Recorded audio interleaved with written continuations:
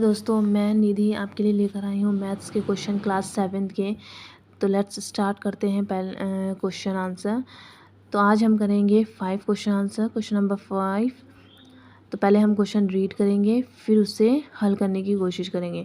मोहन अपने बैंक खाते में से ₹2000 जमा करता है।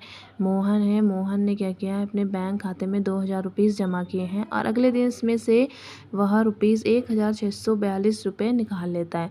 तो यदि खाते में से निकाली गई राशि को ऋणात्मक संख्या से निरूपित किया जाता है कि जो संख्या उसने क्या किया है, निकाली है, जो पैसा उसने निकाला है, तो उसको कैसे निरूपित कैसे दर्शाएंगे, ऋणात्मक संख्या के रूप में दर्शाएंगे।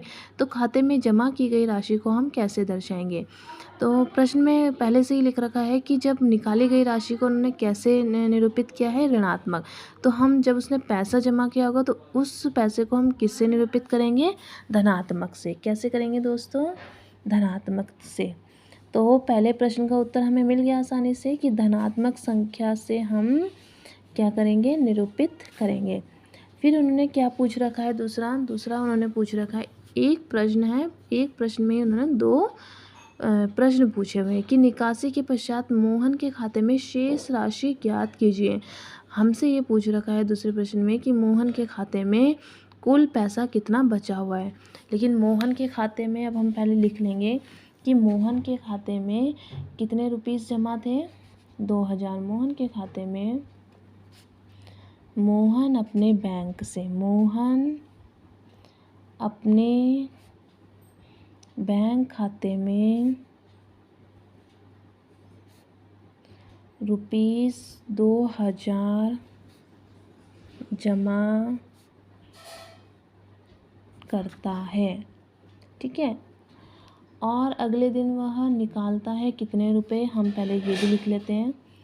अगले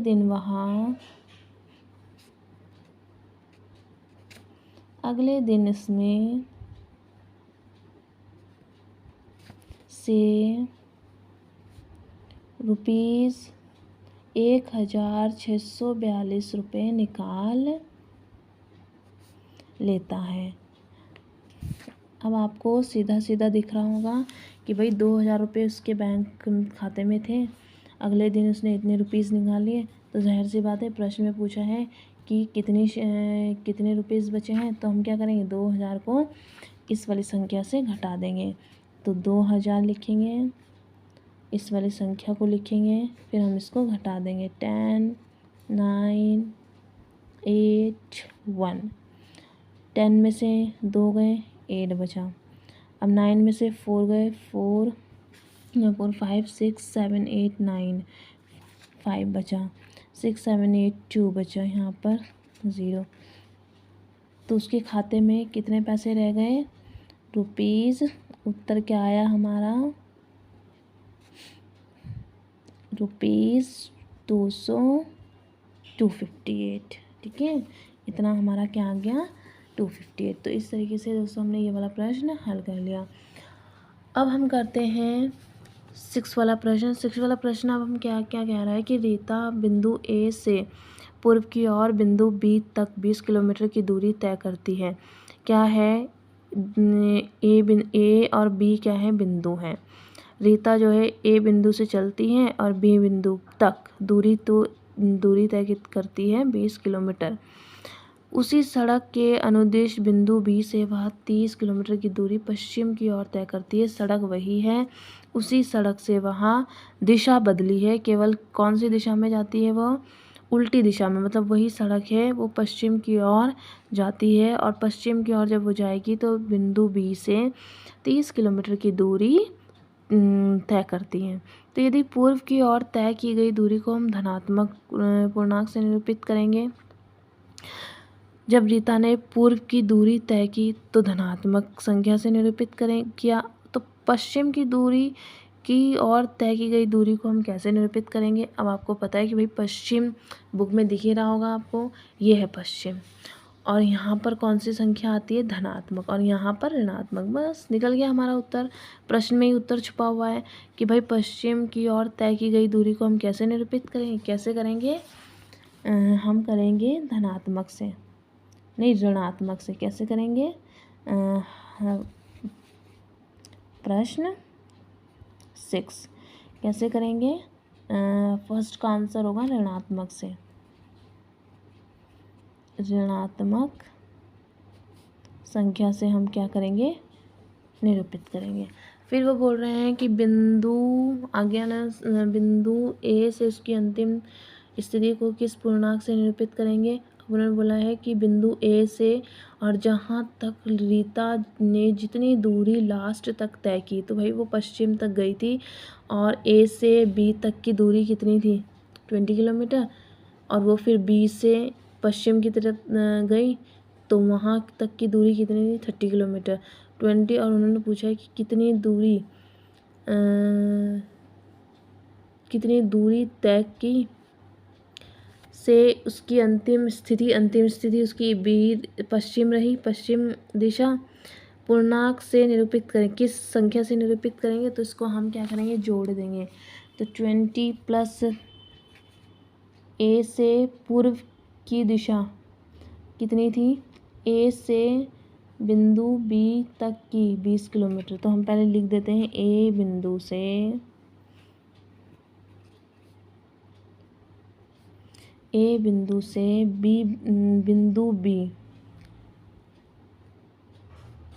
बिंदु बी तक की दूरी, बी तक कितनी थी?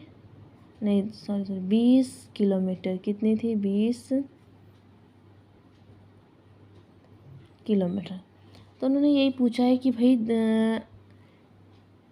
उन्होंने पूछा है बिंदु ए से उसकी अंतिम स्थिति को किस पूर्णांक की संख्या से दर्शाएंगे? अंतिम यहाँ से चली, वो पश्चिम तक गई थी, पश्चिम तक 20 की ए से बिंदु बी तक उसकी हो गई 20 किलोमीटर। फिर वो गई बिंदु बी से पश्चिम की ओर, और पश्चिम की ओर की जो दिशा दूरी थी वो कितनी थी? 30 किलोमीटर। और अनुदिश बिंदु बी से वहाँ, फिर हम दूसरा पॉइंट लिख लेते हैं, बिंदु बी से वहाँ 30 किलोमीटर पश्चिम की ओर गई। 30 किलोमीटर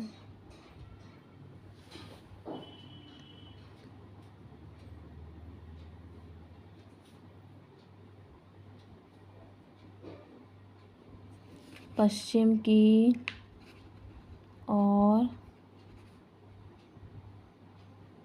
गई। अब उन्होंने हमसे पूछा है कि किस पूर्णांक में करेंगे? तो कितनी है भाई? 30 और प्लस कर देंगे, ये इतनी जो है कुल दूरी है। कहाँ की? बिंदु ए से जहाँ तक वो लास्ट दूरी तक, मतलब पश्चिम तक गई। तो 50 हमारा क्या आ गया? उत्तर। अब हम करेंगे इसी तरीके से नेक्स्ट प्रश्न क्या कह रहा है हमारा? पहले हम पढ़ेंगे। आई होप आपको ये वाला प्रश्न समझ आया होगा। अब प्रश्न 7 कह रहा है कि किसी मायावी वर्ग में प्रत्येक पंक्ति, प्रत्येक स्तंभ एवं प्रत्येक विकर्ण की संख्याओं का योग समान होता है। बताइए निम्नलिखित में से कौन सा वर्ग एक मायावी वर्ग है? हमें ये बताना है कि कौन सा वर्ग मायावी है। मायावी वर्ग किसे कहेंगे? जो आपको ये संख्या दिखाई दे रही है, अगर इसको हल करने पर, अगर हम ऐसे हल करें ऊपर से लेकर नीचे तक, तो एक जैसी संख्या है। और अगर हम ऐसे हल करें, अगर हम ऐसे हल करें, इसको हल करने पर भी एक जैसी संख्याएं। फिर हम इसको ऐसे हल करें, इसको हल करने के इस तरीके से हल करने के बाद अगर एक जैसी संख्या है, तो ये वर्ग क्या होगा? जादुई वर्ग। क्या होगा ये वर्ग? मायावी वर्ग। तो हम क्या करते हैं? इसको हल करते हैं। तो हम पहले लिख देंगे प्रश्न 7। पहले हम क्या करेंगे? ये बॉक्स बना लेंगे जो मायावी बॉक्स है। फिर हम इसमें क्या लिख देंगे? नंबर लिख देंगे, जितने नंबर उन्होंने दे रखे हैं हमें। हम इन बॉक्सेस में संख्या लिख देंगे, जितनी संख्या उन्होंने हमें दे रखी है।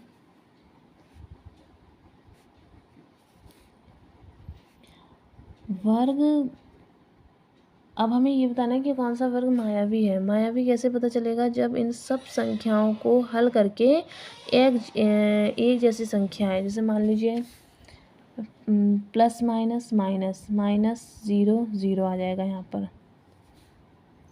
0, माइनस माइनस प्लस, 2 और 1 3, 3 को हम ऐसे सॉल्व करके दिखा सकते हैं, minus minus minus minus plus ये। अब हम इसको सॉल्व करेंगे, प्लस और ये तो 0 आ जाएगा। अब हम इसी तरीके से दूसरे वाली संख्याओं को सॉल्व करते हैं, +3 माइनस माइनस प्लस, 2 और 1 3, साइन आ जाएगा बड़े का। इसे सॉल्व करके भी 0 आ रहा है, यहाँ भी 0 लिख देंगे, ठीक है। इसी तरीके से हम तीसरी वाली संख्या सॉल्व करें, +7 -3 प्लस माइनस माइनस 4 5 6 2, साइन आएगा बड़े का, प्लस माइनस माइनस नहीं 3 आएगा, सॉरी 4 में से 7 गया, 3 4 5 6 7। अब ये भी 0 आ गया, आया ना, क्योंकि प्लस का 3 है, माइनस का 3 है, कट जाएगा, यहाँ भी 0 है। तो हमने इस वर्ग की इस तरफ वाली ऐसे, जब हमने इस तरीके की संख्याओं को सॉल्व करा, हल किया, तो हमारा 0 आया। अब हम इस तरीके की संख्याओं को सॉल्व करेंगे, कैसे करेंगे, -5 plus minus minus plus 5, sign आएगा बड़े का, प्लस माइनस माइनस कट जाएगा 0। ऐसे अगर हमने सॉल्व करा 0 आया। -5 -2 और 7, तो हम यहाँ पर लिख देंगे -5 -2 प्लस 7, माइनस माइनस प्लस, पता है माइनस माइनस प्लस होता है, ये आपको पता ही है। तो 5 और 2 कितना होगा प्लस करके 7। और साइन किसका आएगा, हमेशा मैंने आपको बताया था बड़ी संख्या का आता है साइन, हमेशा किसका आएगा, साइन हमेशा बड़ी संख्या का आता है। तो बड़ी संख्या इसमें से 5 है, तो 5 का हम -5 के आगे कौन सा साइन है, माइनस, माइनस का लगा देंगे। और प्लस माइनस माइनस होता है, तो बस 0 आ गया। इसमें भी हमने ये किया, 0 आया। अब ये तो आपको दिख ही रहा है नॉर्मली, प्लस का 3 है, ये 0 है, प्लस का 3 है, माइनस का 0 आएगा।